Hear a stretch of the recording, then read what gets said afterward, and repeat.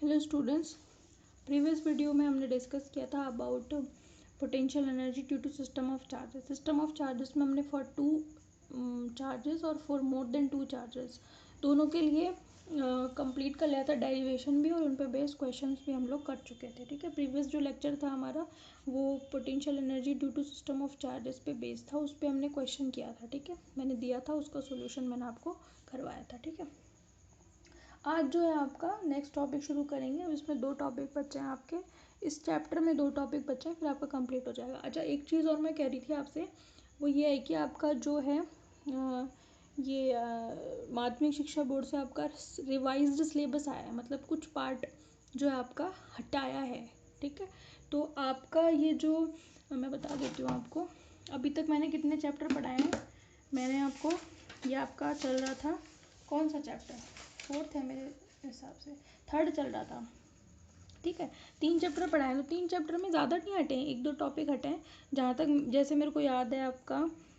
एक तो वो था ना, potential energy due to no वो स्फेरिकल शेल, है ना, स्फेरिकल शेल के लिए था, वो आपका हटा है ना। मैं आपको हालांकि डिटेल में बता दूंगी, मैं थोड़ा सा बता रही हूँ आपको। रिवाइज्ड सिलेबस आप लोगों का आया है जिसमें आपकी कुछ चीज़ें जो हैं हटाई गई हैं। ठीक है, तो 12th क्लास में तो ऐसा कोई अपना पार्ट है नहीं, बहुत ज़्यादा घबराने की ज़रूरत नहीं है, ज़्यादा नहीं हटाया। ठीक है, जैसे कि ये वाला, ये आपका जो फर्स्ट जो चैप्टर है, Gauss law and its application, ठीक है, उसमें से आपका एक ही हटा है। ठीक है, और वो क्या है आपका, electric field intensity due to uniformly charged spherical shell, है ना। तो बेसिकली स्फेरिकल शेल हटाया है। ठीक है, तो electric field intensity due to uniformly charge spherical shell, ये वाला टॉपिक हटा दिया, बाकी सारे आएंगे। ठीक है, तो इस टॉपिक को मत पढ़ना, बाकी सारे पढ़ लेना। तो ये जो चैप्टर है आपका, उसमें आपका चैप्टर नंबर ये सेकंड है ना। फर्स्ट चैप्टर में से सब कुछ आएगा, फर्स्ट चैप्टर में से कुछ भी नहीं हटाया है। सेकंड चैप्टर में से सिर्फ एक टॉपिक हटाया है, और वो है electric field intensity due to uniformly charge spherical shell. समझ में आ गई बात, अब तक जो कराया उसमें से बता रही हूँ। फिर हमने कराया third chapter electric potential. Electric potential में जो हमने टॉपिक किया था, electrostatic potential and potential difference. ठीक है, electrostatic potential and potential difference, ये वाला टॉपिक करवाया है मैंने आपको, इसको मत पढ़ना। जहाँ पे मैंने इलेक्ट्रोस्टैटिक पोटेंशियल और पोटेंशियल डिफरेंस की डेफिनेशन पढ़ाई थी वो नहीं आएगा, स्टार्टिंग में ही पढ़ाई थी। पोटेंशियल जहाँ शुरू करवाया है वो मत पढ़ना। मुझे नहीं, बहुत ही गलत तरीके से इन्होंने सिलेबस हटाया है। जब बच्चे को हम पोटेंशियल और पोटेंशियल डिफरेंस ही आप हटा दोगे, वो ही नहीं पढ़ाएंगे, तो आगे के टॉपिक उसको कैसे समझ में आएंगे।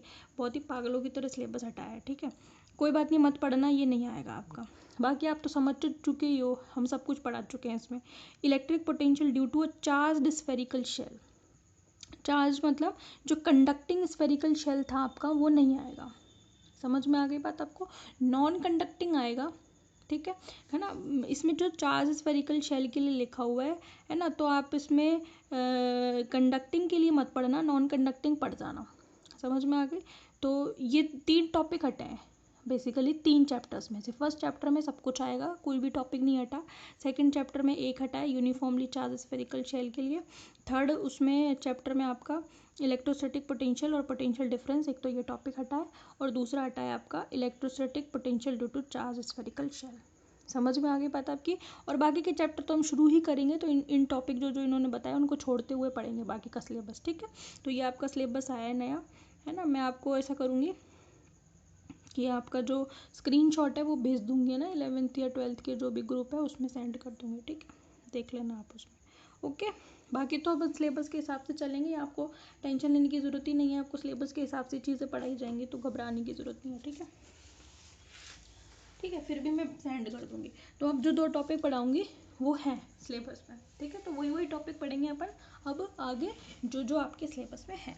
जैसे कि आज का हमारा टॉपिक है work in rotation of electric dipole in field, है ना। Work in rotation of electric dipole in electric field.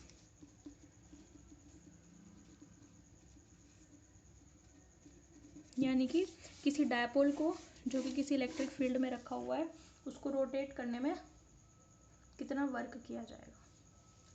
ठीक है, जैसे देखो ये मेरे पास कोई यूनिफॉर्म इलेक्ट्रिक फील्ड है। यूनिफॉर्म इलेक्ट्रिक फील्ड को कैसे शो किया जाता है? पैरेलल लाइंस जो एक दूसरे से इक्वी डिस्टेंस होती है, दोनों एक दूसरे से बराबर दूरी पर स्थित होती हैं, उनको हम क्या बोलते हैं? Uniform electric field. ठीक है, तो ये मेरे पास कोई यूनिफॉर्म इलेक्ट्रिक फील्ड है। ठीक है, इसमें अब कोई डायपोल रखा हुआ है ना। सपोज करो कि चलो इस लाइन पे ले लेते हैं, एक लाइन और बना लेती हूँ। इस लाइन पे ले लो अब डायपोल। यहाँ पे मेरे पास एक डायपोल रखा हुआ है, समझ में आ गए? डायपोल है, दैट मीन्स कि यहाँ पे मैंने कंसिडर कर लिया कि ये माइनस क्यू चार्ज है, यहाँ पर है प्लस क्यू चार्ज, और दो अपोजिट चार्ज इक्वल मैग्नीट्यूड के किसी डिस्टेंस पर रखे हुए हो तो आप उसको क्या बोलते हो? डायपोल बोलते हो। ठीक है, तो ये माइनस क्यू और प्लस क्यू दो चार्ज हैं और ये किस पे रखे हुए हैं? एक पर्टिकुलर डिस्टेंस पर रखे हुए हैं, उसको अपन कंसीडर कर लेंगे 2a या जो भी हमें मानना है उसके अकॉर्डिंग हम इसको कंसीडर कर लेंगे। ठीक, कोई इशू नहीं है। ठीक है, अब ये दोनों चार्जेस क्या मेरे बना रहे हैं? मिलकर के एक डायपोल बना रहे हैं। अच्छा, इस प्लस क्यू चार्ज पर जो फोर्स लगेगा F इज इक्वल टू कितना लगेगा? प्लस का क्यू ई, है ना, इस डायरेक्शन में, फील्ड की डायरेक्शन में ही लगेगा। और इस पर जो फोर्स लगेगा वो अपोजिट डायरेक्शन में लगेगा, फील्ड के अपोजिट डायरेक्शन में लगेगा, और वो कितना लगेगा? Minus Q E. ठीक है, तो नेगेटिव चार्ज की वजह से फील्ड के नेगेटिव डायरेक्शन में या अपोजिट डायरेक्शन में लगेगा फोर्स, और पॉजिटिव चार्ज की वजह से जो फोर्स लगेगा वो इलेक्ट्रिक फील्ड की डायरेक्शन में लगेगा। समझ में आ गई बात? ठीक है, तो इस तरीके से ये सिचुएशन है। आपको क्या करना है? हमें ये करना है कि ये जो डायपोल है ये अभी तो इलेक्ट्रिक फील्ड के पैरेलल है, यानी कि इलेक्ट्रिक फील्ड की डायरेक्शन में ही रखा हुआ है। ये डायपोल है, मैं डार्क कर देती हूँ। ठीक है, तो अभी तो ये इलेक्ट्रिक फील्ड की डायरेक्शन में रखा हुआ है। अगर मैं इस डायपोल को जो अभी ऐसे रखा हुआ है, मैं इसको ऐसे घुमाना चाहूँ किसी एंगल पर, अब देखो ना, ये जो पेन है, ये डायपोल समझो इसको, ये पहले वाली डायरेक्शन से मैंने कंसीडर कर लिया कि थीटा एंगल घुमाया है। तो पहले जो डायपोल फील्ड की डायरेक्शन में था, अगर उसको मैं फील्ड की डायरेक्शन से थीटा एंगल घुमाऊँ तो मुझे इसको इतना घुमाने में कितना वर्क करना पड़ेगा, यही मुझे फाइंड करना है।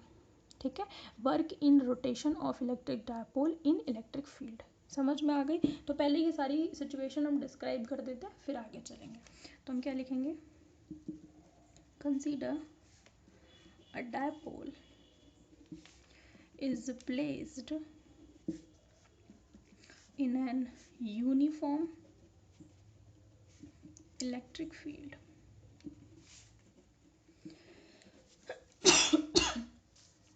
A uniform electric field as shown in diagram. समझ में आ गई? ठीक है, डायग्राम में जैसे शो किए वैसे डायपोल रखा हुआ है। ठीक है, फोर्सेस आर, ये फोर्स कौन सा होगा? Linear force. Linear forces are exerted on dipole charges as shown in figure. ठीक है, यानी कि जो फोर्सेस है लीनियर फोर्स ही तो है, ये F is equal to q E और माइनस क्यू, तो कितने कितने कैसे लगेंगे वो भी डायग्राम में हमने शो कर दिया। ठीक है, इसके बाद मैं दूसरी सिचुएशन बना रही हूँ कि जब मैंने डायपोल को किसी एंगल पर रोटेट कर दिया। ठीक है, अगर मैं इसको क्लॉकवाइज नहीं एंटी क्लॉकवाइज में, घड़ी कैसे चलती है? इस डायरेक्शन में चलती है, मैंने इसको इस डायरेक्शन में घुमाया है। तो अगर मैंने डायपोल को एंटी क्लॉकवाइज डायरेक्शन में पहले वाली पोजीशन से थीटा एंगल पर उसको रोटेट कर दिया तो प्लस क्यू चार्ज उठ करके यहाँ आ जाएगा, माइनस क्यू चार्ज उठ करके नीचे आ जाएगा। उतना ही बड़ा बनाना जितना, ये नहीं कि ऐसे नहीं कि इसको छोटा दिखा दिया उसको बड़ा दिखा दिया, है ना। थोड़ा कॉमन सेंस भी यूज़ करना चाहिए। घूमने के बाद डायपोल की लेंथ थोड़ी ना बदल जाएगी, उतनी ही रहेगी। नाप के नहीं कर सकते पर अंदाजे से तो इक्वल ले सकते हैं ना अपन। ठीक है, तो मैंने कंसीडर कर लिया कि मैंने इसको कितना एंगल घुमाया, थीटा एंगल पर रोटेट कर लिया। ठीक है, तो हम लिखेंगे आगे, consider this dipole is initially parallel to electric field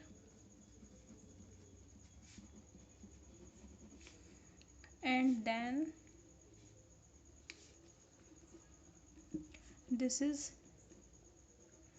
rotated by angle theta as shown in figure. ठीक है, then a work is done, और वो वर्क कितना होगा रोटेट करने में। अच्छा, हमने टॉर्क पढ़ा था, आपको याद होगा कि कितना टॉर्क काम करेगा अगर किसी डायपोल को घुमाया जाता है। तो हमने टॉर्क पढ़ा हुआ है, हमने फोर्स नहीं, सॉरी वर्क नहीं पढ़ा। तो हम ये जानते हैं कि किसी पार्टिकल को, सॉरी किसी डायपोल को जब किसी यूनिफॉर्म इलेक्ट्रिक फील्ड में हो, उसको किसी एंगल पर, अच्छा ये रोटेट करना है, दैट मीन्स इस पर टॉर्क काम करेगा। अगर ये डायपोल ऐसे मूव कर रहा होता, लीनियरली आगे पीछे मूव कर रहा होता, तब तो हम क्या कहते हैं, उस पर लीनियर फोर्स लगेगा, वो हमने दिखा दिया। और टोटल लीनियर फोर्स या नेट लीनियर फोर्स 0 होता है, ये हम पढ़ चुके हैं प्रीवियस टॉपिक में। ठीक है, लेकिन जब आप उसको रोटेट कर रहे हो तो वहाँ पर उस पर फोर्स काम नहीं करेगा। रोटेट करने पर कौन सा, वो भी फोर्स ही है, पर उसको बोलते हैं टॉर्क। ठीक है, किसी भी चीज़ को घुमाने में उस पर जो फोर्स लगता है उसको टॉर्क बोलते हैं, हिंदी में बोलते हैं बलाघूर्ण। ठीक है, तो आघूर्ण या रोटेशन जहाँ आ जाता है तो वहाँ पे फोर्स ना लग करके टॉर्क लगता है। ठीक है, वर्क इज डन। ठीक है, हम यहाँ लिखेंगे as we know when a dipole is rotating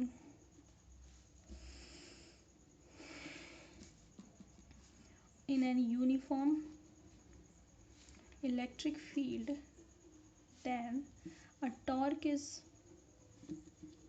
applied on the dipole. कितना टॉर्क काम करता है, दैट इज कितना होता है, टॉर्क इज इक्वल टू, हमने पढ़ा हुआ है, वो होता है P E sine theta. P क्या है, पी यहाँ पे है डायपोल मोमेंट, और डायपोल मोमेंट कहाँ से कहाँ होगा, डायपोल मोमेंट की डायरेक्शन होगी नेगेटिव चार्ज पार्टिकल से पॉजिटिव चार्ज पार्टिकल की ओर। तो ये जो पी मैंने शो किया है, this is what, this is dipole moment. और ये हम जानते हैं डायपोल मोमेंट किसी भी डायपोल में चार्ज और उनके बीच की डिस्टेंस का मल्टीप्लिकेशन होता है, याद है ना आपको। तो ये होता है पी ई साइन थीटा, ये हम पढ़ चुके हैं पहले। ठीक है, इक्वेशन नंबर 1। तो रोटेट करने में वर्क डन कितना आएगा, therefore work done in rotation of dipole.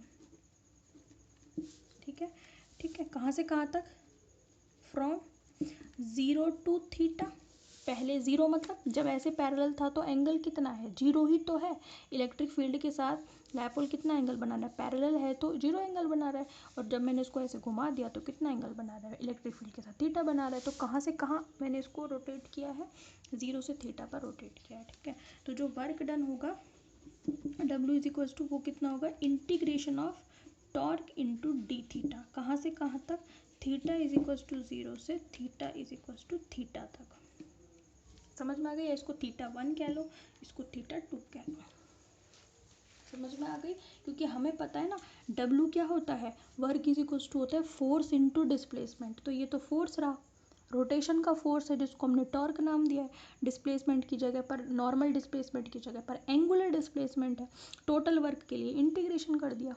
समझ में आ गई, तो ये बेसिक वही डेफिनेशन है आपकी, जो वर्क होता है फोर्स इनटू डिस्प्लेसमेंट। बस इतना फ़र्क है, रोटेशन के फोर्स को टॉर्क से कहते हैं, और जहाँ रोटेशन है वहाँ पर लीनियर डिस्प्लेसमेंट काम ना लेकर के एंगुलर डिस्प्लेसमेंट काम में ली जाती है। ठीक है, तो ये हो गई 2, 1 को 2 में रख दो, टॉर्क की वैल्यू यहाँ पे रख दो। ठीक है, तो कितना हो जाएगा, therefore W is equals to, ये हो गया 0 से थीटा, टॉर्क की जगह पर क्या रख दूँ, P E sine theta D theta.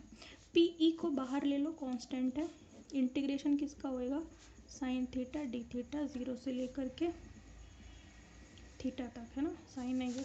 Integration sine theta का इंटीग्रेशन कितना होता है भाई, माइनस कॉस थीटा, लिमिट 0 से थीटा। माइनस को बाहर ले लो, कन्फ्यूज़न होता है तो लिमिट रखोगे तो क्या आएगा, cos theta minus cos zero, है ना। Upper limit minus lower limit, minus तो बाहर ले लिया, पहले अपर लिमिट रखी फिर लोअर लिमिट रखी, ठीक है। तो ये कितना आ गया, डब्ल्यू इज इक्वल्स टू